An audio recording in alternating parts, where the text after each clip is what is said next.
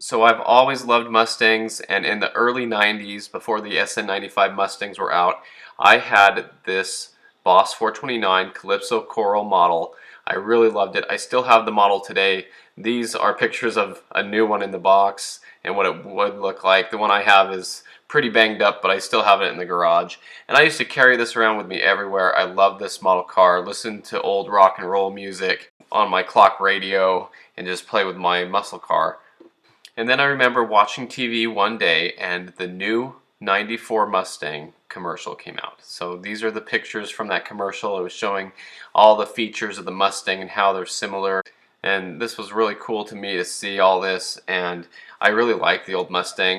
In fact, I would wait for the school bus when I was in elementary school, and there was a kid across the street from the bus stop who would come out to go to high school, and he had a 64 to 66 red coupe, and he would go out there and start it, and it was loud. It was a 289, and I'd watch him drive off, and I just loved Mustangs. But now the cool thing was the new Mustang, which would grow to be my generation of Mustang, was coming out, and I really liked it. So there's some pictures of the ad, and there was one in my neighborhood just like this one. This is a silver 94 95 V6 convertible, and there was one just like this, and I remember seeing those taillights because they would leave their garage door open, and we'd drive by and I'd always see it in there, and I liked the Mustang. I thought that's pretty cool. So I did end up getting a 94 Mustang GT model car like this one, and I really enjoyed that, and I was just getting into these. And of course, when the New Edge Mustang body style came out, I got one of those models as well, and my brother gave me a Terminator model in 2003, so that was even cooler. So then there were a couple Mustangs in town. You've probably seen the Granny GT story I have on the channel, and the bright tangerine orange GT Mustang that was in my neighborhood. And so all these cars were inspirational to me in this time. But of course, the Bullitt number 974 was one of the most inspirational Mustangs to me. And I have a whole video about this car. I'll put it on the link in the bottom, and you can watch that video if you haven't seen it yet. But basically, the New Edge Mustang was my favorite Mustang ever, and it just kept getting better, and I just loved the Bullitt. I got to ride around in this car when it was brand new. I really loved seeing it, and I was turning 16 about this time, so it was just perfect.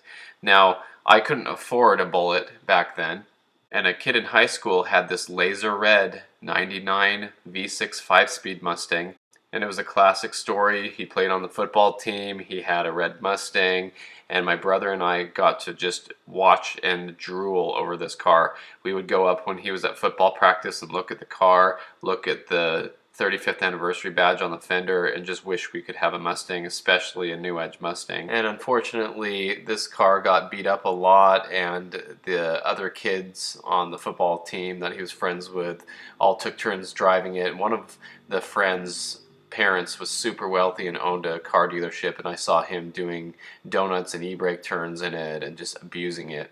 And unfortunately, the car got forked at a football game, and like basically keyed. And the kid who did it got caught and had to pay $4,000 for a new paint job. But the owner of the car decided to take the money and put a PlayStation and a TV in the radio area of the car. But he did give us the CD player out of it for that, so we put that in my brother's Mustang. But then the kid also bought new wheels for it with the money, and unfortunately later on the car got T-boned in an intersection and totaled. And you know, there were a couple other people in the school that had them. Another girl had a Rio Red 96 Mustang GT, black interior, 5-speed, and I was so jealous to watch her walk out to the car, swinging her keys on a lanyard, and just leaning against the car and talking to people and having fun while I sat on the school bus and just stared through the window. And another girl had this 94 Canary Yellow Mustang GT that her parents had bought her brand new. We got to watch that. And if we were lucky, my brother and I were going to get to drive this 84 Volvo station wagon with the missing trim down the side, brown in color. It was a stick shift, but this is what we were supposed to drive in high school. And our sister ended up seizing the engine in it. And so while it was down, we were able to get a Mustang to share, and then that turned into us getting twin Mustangs. So we were so lucky to be able to get these cars and have them in high school. It was a dream, beyond come true. And I have a whole story about my Mustang and how I got it, the first Mustang and everything, but I was just so grateful to have this car, and my twin brother had one that matched, and we got a lot of attention, and it was just really fun driving these around and having fun. But I always wanted to have a New Edge Mustang. And so my brother and I would enjoy our V6 Mustangs, and we'd go to the Ford dealership often, and we would look around and see what was there. And one day there was a Mach 1 there, and it was actually torch red. They never had an azure blue one at the dealership, but they did have a few torch red Mach 1s. And we walked around and looked at the car, and I had never heard of the name Mach 1 before. I had heard of Boss 429, Boss 302, but I'd never heard of Mach 1. And I noticed it had a lot of things like the Bullitt had, like the gauges, and I was like, wow, it's very similar. It's pretty cool that it came in different colors, but the hood was definitely one of the coolest things about this car. It slopes up the first time like a normal Mustang, but then it went up again and then up again with the shaker, and so it looked like a mountain range when you looked through the windshield out that hood. I thought it was so cool, and so I looked over this torch red Mach 1 that was in the showroom, just like this car would be. And I just loved looking this car over and thinking, wow, they've done everything like the Bullitt, but even better. And later I would find out that that's true with the 4-valve engine and lots of things that they wanted to do with the Bullitt, but they ended up not being able to do it at the time. So having never had a job in my life, I looked at this car knowing that there was no way I could afford it. And I didn't ever think I could buy one of these in the future. I didn't know that cars depreciate over time and that the prices come down over the years. I would have no idea that in the future there would be places like Facebook Marketplace and Cars.com, eBay, places where it's easy to find these cars, and places where you would find an abundance of them and over the years see more, because at that time it was limited to basically Craigslist, local dealerships, and sometimes eBay. But what I did know for a fact was I was a 16-year-old kid with no money, and I felt very uncomfortable in the dealership. The salesman looked at you like, why are you standing by that car? You can't afford that car. Don't touch it. Let somebody else who's going to buy it look at it. Those are the kind of feelings that I would get with my twin brother as we would look at these cars, thinking, wow, this is something way above what I can afford, and they're probably wondering why I'm here, and they don't want me around here looking at the car or trying to sit in it or anything. And I believe I opened the door and one of the salesmen walked over and said something to me about it. So I could hear the door chime when you pull the headlight switch, and it was a different chime than the SN95 earlier 94 to 98 Mustangs had. So there were just so many little differences like that, but I remember just kind of looking in and trying to keep my hands to myself and not touch the car. And you know, over the next few months they would have a couple different red Mach 1s at that dealership, and one that had a lot of dirt in the side scoops and on the bottom. I don't know if it was just driven in the rain on a test drive or something, but it was kind of dirty, or maybe it was traded back in quickly. But the azure blue was definitely a really cool color on the Mach 1. This color was pushed through by Ford quickly. Usually it takes a couple years to develop a color and test it and get it all out, but they said that this one actually got pushed through in like 8 or 9 months or something like that, just a lot more quickly than it usually takes to develop a color, and so it definitely was cool. So a few months later I did see an azure blue Mach 1 in person. It was at the GMC dealership. It was traded in. It only had 2,000 miles on it, and they were asking $25,000. This is actually that exact car. You can see my blue Bullitt Mustang parked next to it at Walmart, and this is the actual car from that dealership. And so I do have a story about this car on my channel, and all the details are in that video, so you can watch that later if you'd like.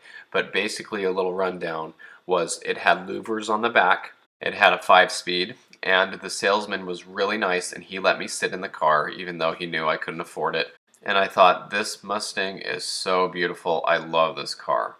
So later it got sold, and I saw it one more time around town when I was playing night games with some friends in high school, and the guy told us that somebody had knocked on the door and asked to buy the louvers off the car, and he turned them down, and the next day he came out and the louvers were gone.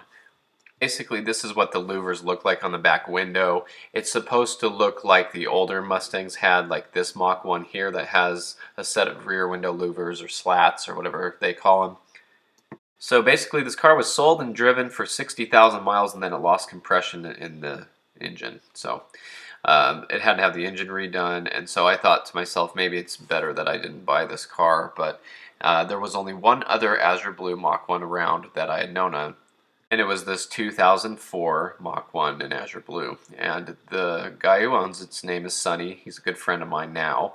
But back then I didn't know him. I had just heard rumors that there was a Blue Mach 1 about an hour north in a smaller city, and that there was a guy up there that had one. And I was actually sitting to get my red Mustang V6 inspected for the safety inspection, and the kid sitting next to me said he liked the Mustang, and he said his friend had a blue Mustang. I said, really? And he said, yeah, he lives up in Cedar City, and it's a Mach 1, and it really pushes you into the seat. It's a really fast car. And so I thought, wow, that's so cool. And back then there wasn't really Facebook and Instagram and all the social media, so it's just kind of like a word of mouth thing where you hear of somebody who says they know of somebody who had one, but it wasn't like, hey, give me your phone number.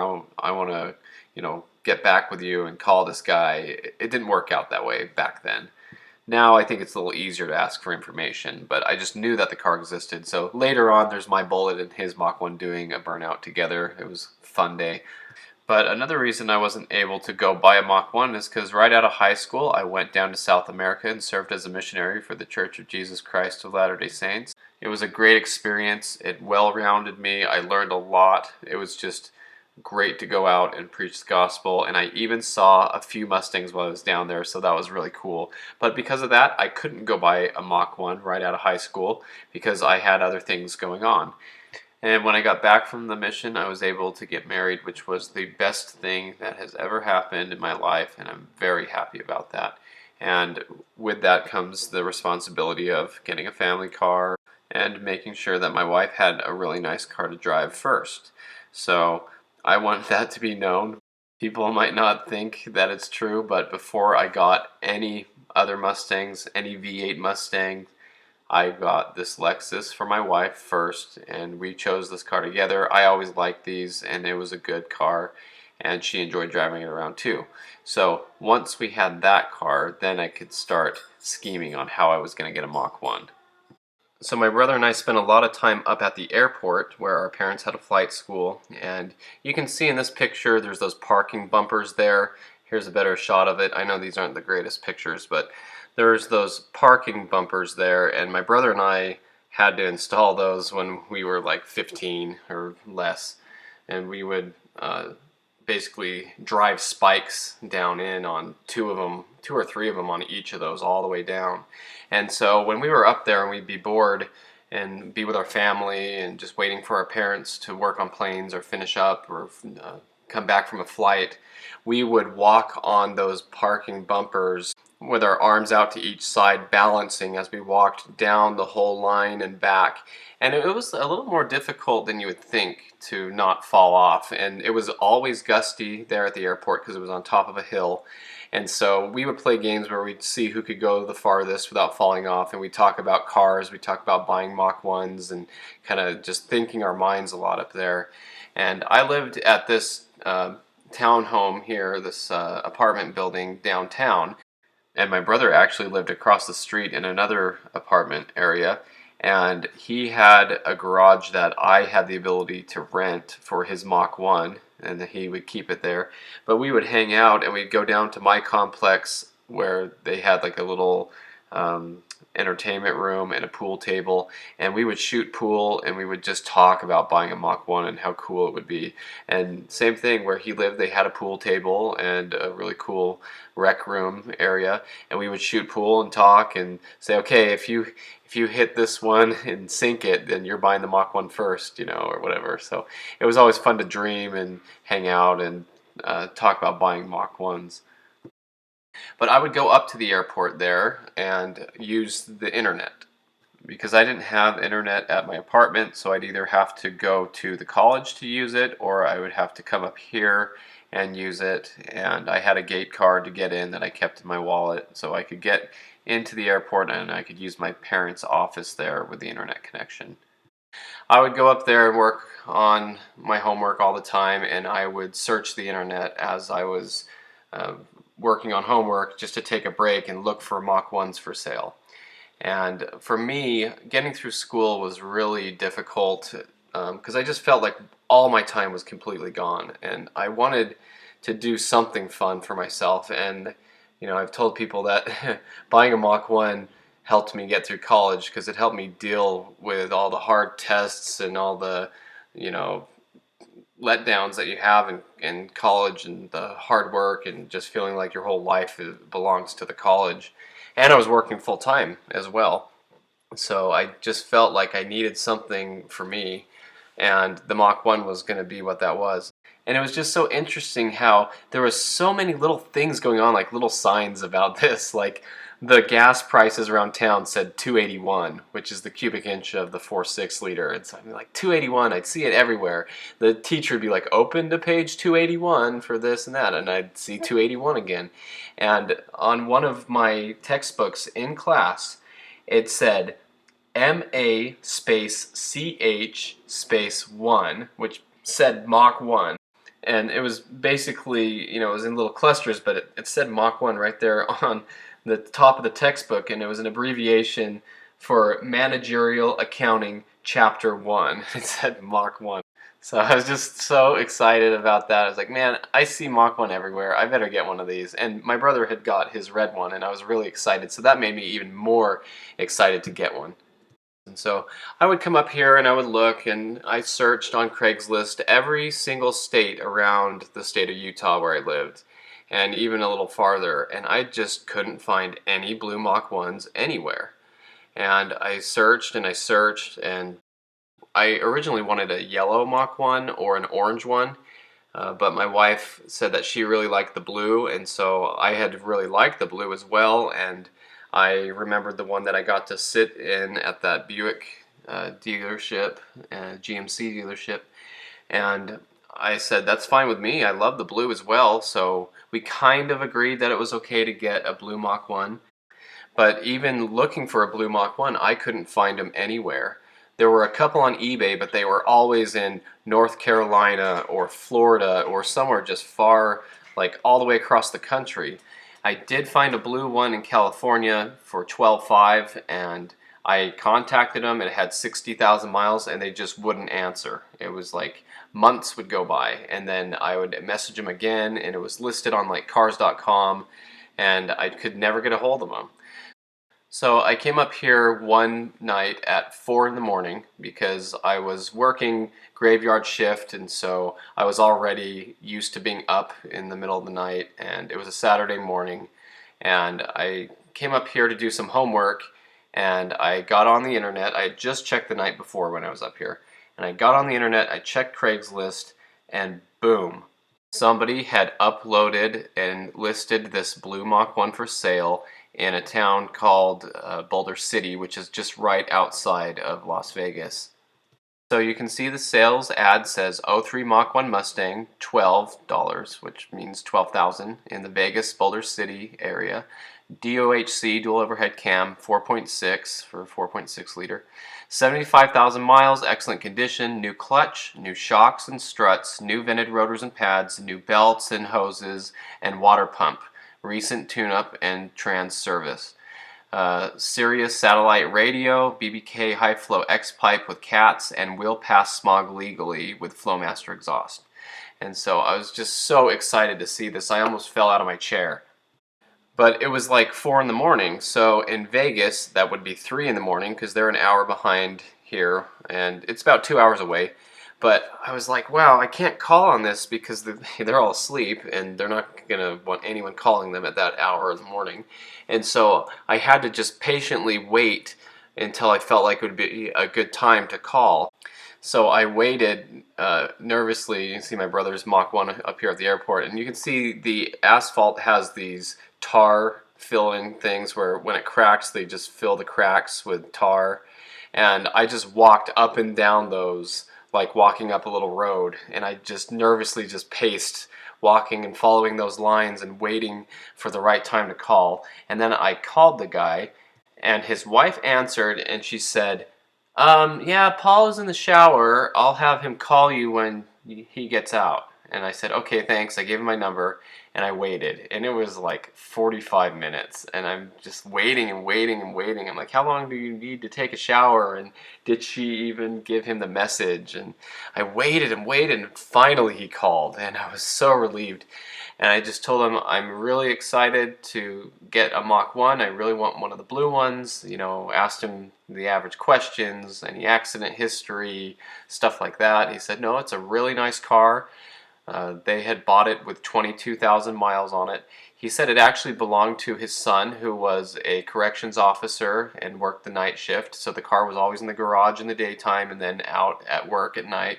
And it now had 75,000 miles on it. And so I don't know where he was, or if he was working or sleeping. I don't know what the deal was, but the title was in the father's name, which is why on the Carfax it does show 3 owners. But basically the car was sold brand new at Team Ford in Las Vegas. And so the first owner only had it 1 year and 6 months, and they put 22,974 miles on it. And then they had traded the car into a Chevrolet dealership in Henderson, Nevada, which is right in Las Vegas. It's where I bought my blue Bullitt, actually. And so then the Carfax shows the second owner bought it in 2005. And it shows they had it for 4 years and 3 months. And then owner 3, or the title change, was in 2009, and that was just 9 months. And I don't know, maybe the son had something happen, or maybe he even passed away. I don't know. But his brothers were around, and they were police officers, and they were going to make sure that the dad here, who was selling the car, wasn't going to get ripped off or anything. But I heard the brothers talking, and they were saying that their brother who owned the car was going to get a coyote. So maybe, I don't know what the deal was. And on that subject, I remember thinking, the new coyote's coming out, people want it, that's fine. You go buy your coyote, and I will gladly take this Mach 1 off your hands. But I did purchase the Carfax for the car. It showed no accidents, 3 owners, 75,000 miles last reported, and other than that, it was just very clear. There was nothing wrong with it. It had a really clean record, and I asked him if it had accident history, everything. He said no, it's a great car. And so we got to talking about the price, 12,000, and that was pretty good. And I just said, hey, would you take 11 if I came down and got it today? And he said, yeah, sure. And according to the Blue Book value, which I did print off, this is from 2010 or whatever, it said that the car was worth $14,700 with that mileage and condition and everything. And I knew what they were worth because I had been looking like crazy and trying to find a good deal on one and seeing what they were selling for and everything. So I told them I would go get the money and I would be right down there.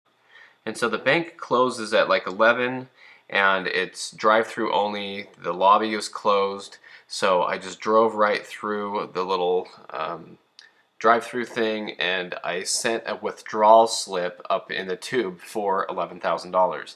And they basically laughed. And the lady pushed the button to talk to me, and she's like, I can't send you that kind of money through the drive-through. And I was like, well, why not? I have the money. It's in the bank. And she's like, well, you'd have to come inside and order it. And if we don't have that much on hand, then, you'd have to wait till we could, get a money order in and have that kind of cash around.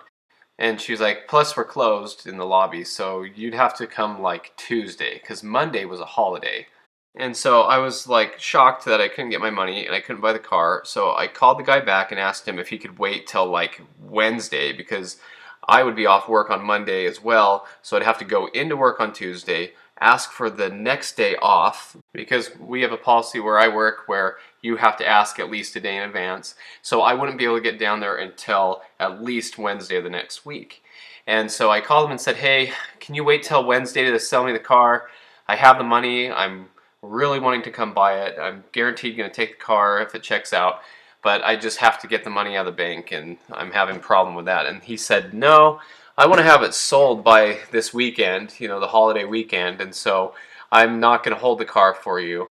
And so I even thought about maybe asking him if he'd take a deposit and let me take the car home, but then I didn't even ask because I thought that's dumb and I wouldn't let anybody do that, so why would he?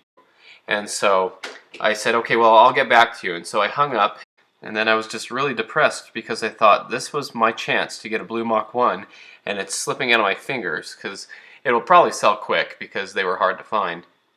And so I called my brother and I told him what was going on, and he said, well, just go down to my bank and take out a loan and go down there and buy the car and then pay the loan off on Monday or Tuesday, you know. And I was like, do you think I could really do that? He said, yeah, go down to my bank. They're open till 1 o'clock. You can go in the lobby and try. So I raced down to the bank and I went in there. I told them what I wanted, and they're like, okay, we can try to see if we can do that today. And they said, we need some of your pay stubs. So I raced home to my apartment, and my wife was in there with some friends having a bridal shower. And so they were having this party, and I really shouldn't have been there and shown up and stuff, but this was an emergency. So I just kind of busted through, kind of waved at them. You know, I don't know what they do at those bridal showers, dress up and play games and stuff. So I like try not to look at anybody, and because you know sometimes they'll like put on a veil or do things to like dress up, and I didn't want to embarrass them either to have, you know, my wife have her husband come home and walk right through their party. And so I'm like, I raced into our room and I went to the safe, and my wife came in. She's like, "What are you doing?" And I was like, "Well, I need a pay stub because I'm trying to get this Mach 1." And she's like, "Well, why are you gonna get a loan?" And I had to explain it to her. I was like, I don't have time to tell you what's going on. The bank's closing soon. I gotta go. So I got what I needed. I raced down the 3 flights of stairs, got in the Mustang, drove back up to the bank, and then they're like, okay. And then they needed my wife's pay stub too or something. So I'm like, oh gosh. Got back in the Mustang, raced back down, went up the 3 flights of stairs, bothered her, got her pay stub, went back down the flight of stairs, back to the Mustang, raced up to the bank, and got it all set up. And while they were doing it, they were like, well, we don't know if this is really going to work today or not, but we can try. And I'm like, oh gosh, I don't want to open up a whole account, give you all my information. I had to set up all these complicated usernames and a savings account, a checking account, run my credit, all this not even knowing if I was going to get the car. And so then they're like, oh, we need the VIN number for the car. And I was like, oh my gosh. You know, I had it on the Carfax, but that was up at the airport, so I had to call the guy, and he didn't answer right off. And then he finally got back to me so I could get the VIN number and have the car checked out by the bank. And then they said, oh, your wife needs to come up here and sign. I was like, ah. So luckily she was done with her little thing by then, and so I had her drive up to the bank and come sign. And they faxed the information, and we sat there for like 30 minutes, and the bank was about to close, and I'm getting nervous. And the lady looked over at the fax machine. She's like, oh, oops, I forgot to hit send. Beep. And she sent the fax, and I was like, oh my gosh, you're killing me here, lady. And so she sends it in, and they get back with me, and I knew that they knew I wanted the car, and they knew what they wanted to do to me, and I knew this was going to happen. I had incredible, perfect credit. We had, the Lexus was on a low percent, like 4% loan, and it was almost paid off, and our credit was pretty high. And they came back and said, okay, well, we'll give you the loan, but it's 16% interest. And I was like, you guys, you're driving me nuts. But I'm like, I don't care. Go ahead. I'll just pay it off on Tuesday. I didn't tell them that, but I was like, go ahead. I'll just take the loan, and I'll pay it off when I get back, so I don't have to even worry about it. But it would be a way that I could just get the money now and go get the car. And so it all worked out pretty well, and they give me the cash. You know, they opened up the vault. They gave me like 10 grand in a little bundle, and they even stayed open an extra half an hour late just for me. And so that was very nice of them to do that, even though they were the ones that kind of messed things up, but they did that for me. And so I called the guy to tell him, okay, I got the money and I'm on my way down. And he wasn't answering. And there was another problem, and that was the tires on my Lexus were kind of bald. I bought 2 sets of wheels. It's just kind of who I am. I have a whole extra set of wheels just for traveling and going on trips if we were going to go to Disneyland or, you know, 5-hour drives or more. And so I had a whole nother set of wheels up at the airport for the Lexus that had good tires, and I had to swap those on. I wasn't planning on doing all this, and it was one of those things I remembered right at the last second, because I thought if I go down there and my wife goes with me, and she drives the Lexus back, then I don't want her driving on bad tires, and I need to switch these wheels out. So the guy wasn't answering me, but I thought, I can't lose any time. We'll go right up to the airport and we'll start swapping the wheels off the Lexus and get ready to go. And so finally the guy called me back, and I got to talking to him. I told him I had the money, I could be there that night, and we went over a couple more things, and he just kept assuring me, this is a beautiful car, this is a very, very nice car, you won't be disappointed. He said there's no dummy lights on for like check engine lights, you know. I had him go out and check to make sure that the anti-theft lug key was in the center console in case I got a flat tire on the way home, and you know, all the little things. And so unfortunately my twin brother couldn't go with me that night, and my wife was going to drive the Lexus behind me, and I invited my younger brother, who's about 15 at the time. He's 10 years younger than I am. He rode down with me, and he would later go on to have a lot of LS Camaros and Corvettes and Firebird Trans Ams and stuff like that. And so he was into cars, and so it was good for us to go together. And I took this picture on the drive down there. I just remember seeing that red Challenger ahead of us, and we were just cruising down the highway, and I just couldn't get there fast enough. I don't even remember passing through Vegas, but I remember seeing when we got close, and we made our way down to eastern Las Vegas and then found the little town of Boulder City. We zigged and zagged through the weird streets looking for a bathroom and found one at the Burger King, because I just wanted to feel perfect when I showed up to see this car. I just wanted everything to be right. And so we got closer and closer, and my heart was starting to pound as I knew I would see an Azure Blue Mach 1 piercing through the Dole City any second. I could just see it backed into the driveway, and so I called Paul to tell him that we were close, and he told me it was out, backed into the driveway, just like I thought about, just how I envisioned. And for me, you know that when I go to buy a car, I always wonder, how's it going to look when I get there? Is it going to be parked in the street or in the garage or in the driveway or whatever? And so we turned down some small curvy streets and a couple of bends here and there until we saw the right street sign, and there it was. We had to pass it to be able to park. And so this is a picture of it in the driveway down there, although it's not backed in, you can tell, because this was actually after the test drive. But just so you know, that's why the car's not backed into the driveway for this. But I saw that beautiful blue piercing through the shady evening as we walked up to the car. Paul was outside to greet us with his two other sons, one of them being a police officer, the other was just a big tough guy. They both just looked like big cops, you know. And the tough guy was trying to figure out if we were legitimate, if we had the money, or if we were any threat to the family or anything. But he seemed to trust us pretty quickly, and he was really nice. And he told me that he actually had a 98 Cobra with 410 gears. And so I looked inside the car and noticed right off that the interior was in great shape. The seat was a little bit worn on the driver's side bolster, like they always are, especially with 75,000 miles. But the car was always garaged. The tint was super dark. It had a large tint extension above the top of the windshield. It kind of came down kind of like a banner there, but technically it was illegal because it was a lot lower than it should have been. I didn't really care. I was just going to take it off anyway. But we looked over the car, and it was just beautiful. He showed me that the driver's side quarter panel had just a light scratch on there that wasn't really visible. And I noticed the tires looked pretty good. They were a little bit older and starting to dry rot, and the rear ones were a little wider. The tires were 285s, and yeah, a little bit of dry rot in there, but nothing too bad about that. I just needed to replace them soon, so I tried to take it easy on the way home with it. But I was also thrilled to see that there were no drill holes in the front bumper cover for a license plate or a license plate bracket or frame or anything. And so it was all original paint. Nothing had ever been repainted. It looked beautiful. The guy also told me that it had a chip in the ECU, so I guess the car has a tune in it, one of the older super chips or something. I have never pulled it out to verify that. That's what he had told me. Anyway, I noticed right off that the headrests on the car were wrong. If you look at the headrests, they were the same as a GT would have. And if you look at my brother's Mach 1, it has the big, larger headrests. And all the Cobras I had ever seen had those. like the '01 to '04 Cobras.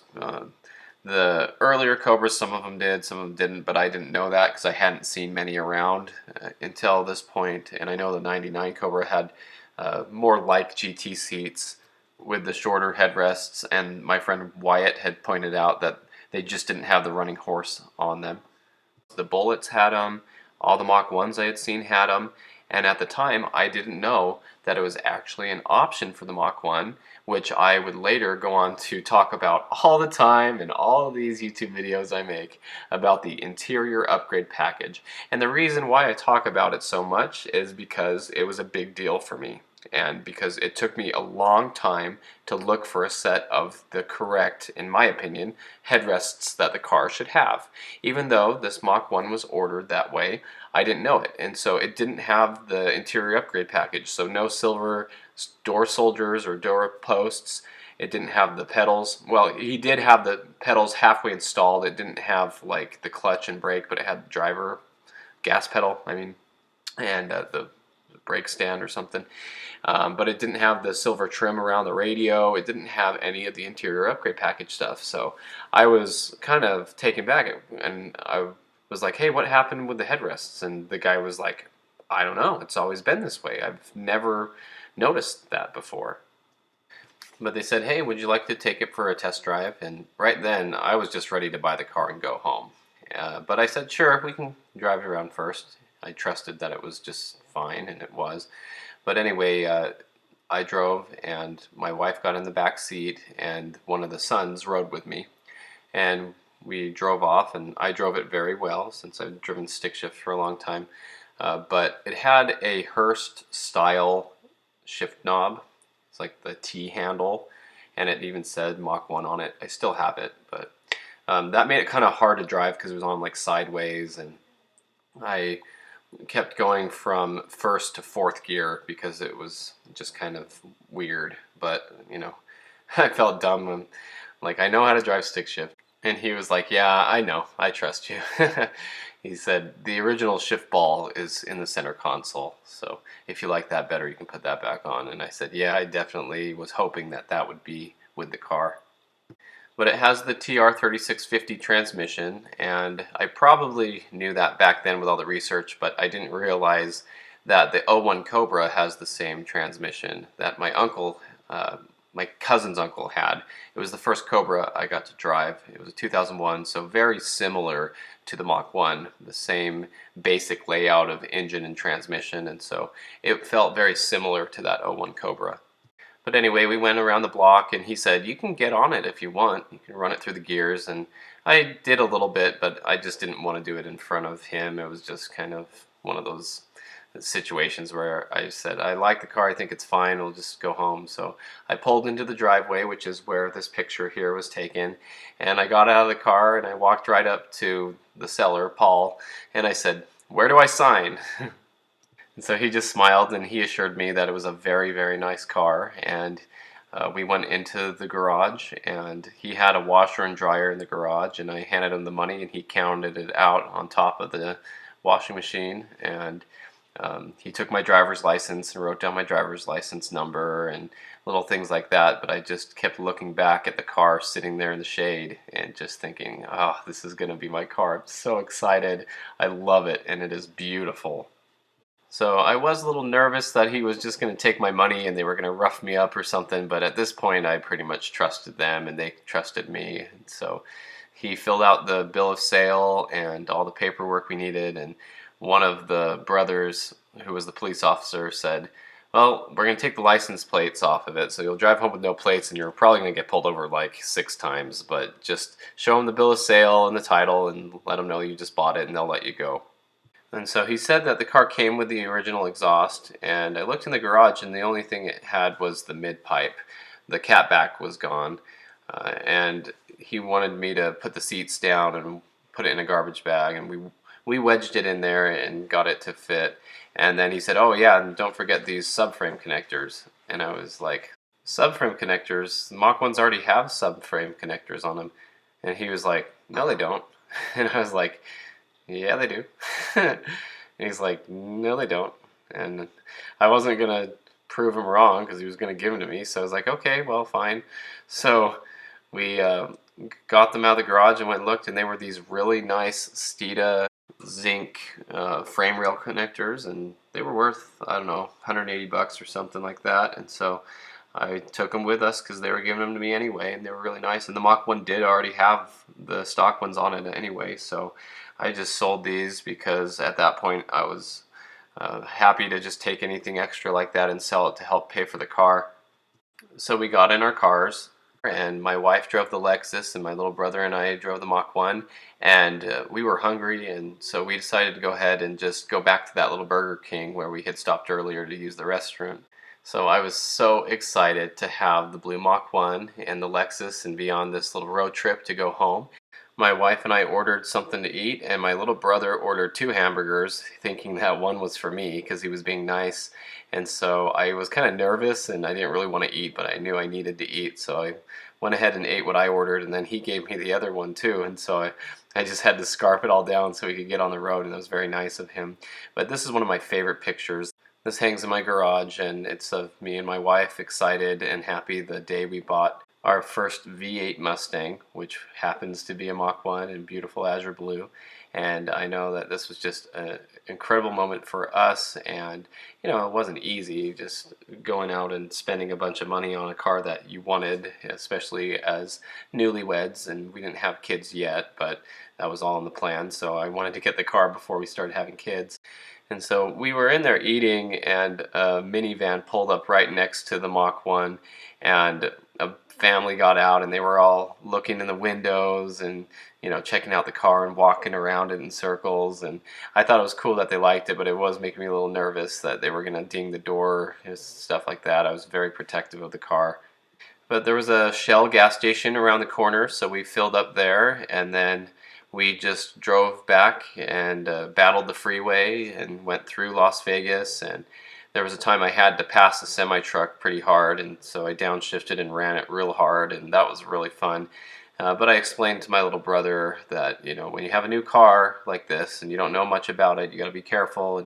Don't bury the speedometer and try to go as fast as you can and top it out, because you don't know the condition of the tires, or you don't know if something's going to break or a line's going to come loose and oil down the tires or anything, and you just got to be careful. And so we had a good little talk on the way home, and the car had Sirius satellite radio on it, and I wanted to take that off as soon as I could, but we used it on the drive home and kind of thumbed through different stuff and listened to some different country songs. And one of my favorite country songs came on, and it was Don't Blink by Kenny Chesney. And the song's very good, and I think it was a great moment for my little brother and me to talk about the important things in life and having fun, and just enjoy things while you're young, because you'll get old and you might not be able to enjoy the Mach 1 later. And it's an experience that's worth having, and you just never know. And just a few years later, my father-in-law would pass away, and then our dad would pass away a few years after that. And so it was just a great time for the two of us to have a good drive and talk and enjoy life, and, you know, see this as part of fulfilling your dreams. And so it was just a very appropriate song for the drive home. So we made it to I-15, just headed north out of Las Vegas and through the nice desert, cruising home at night. It was dark, and the car sounded great. I think with the back seats down, it had a little more drone. As you can see in this picture, it has the Flowmaster catback, and that was a nice full catback system on it. And there was a little bit of drone to it, and I just remember humming down the highway, and it just cruised perfectly. And there's a little town called Mesquite, Nevada, and we wanted to stop there and give the car a good once-over, make sure everything's good, make sure nothing's leaking. And if you look at the car, on the top of the steering column, it had a shift light mounted right there. And you can see it has a rubber cap over it right now, but it didn't have the cap on it. It was in the center console. And after we checked out the car, because I mean, we wanted to make sure the car was good because we had to go through the gorge. There's nowhere to pull over. I've talked about the gorge in my other videos, and it's just this canyon, deep, deep canyon you've got to drive through. But anyway, the reason why this is funny is because I was like, all right, I'm going to run this through the gears on the on-ramp to the freeway, car's checked out nicely, everything looks good. And I hadn't seen this shift light go off before, and it was dark, and I got on the on-ramp, and it's kind of an angled uphill on-ramp, and it merges onto the freeway pretty quick. And so I ran it through first real hard, and when it hit 6,000 RPM, that shift light totally blinded me. It just fired off, and it was so bright, and it went right in my face, and I lost my night vision. I was like, holy crap, I didn't expect that to happen. So the car purred all the way home, absolutely perfect. We got back to my neighborhood where I could drop off my little brother where I used to live at my parents' house, and every stop sign I got to I was just excited to hear the car start out and listen to the exhaust, and it sounded really good.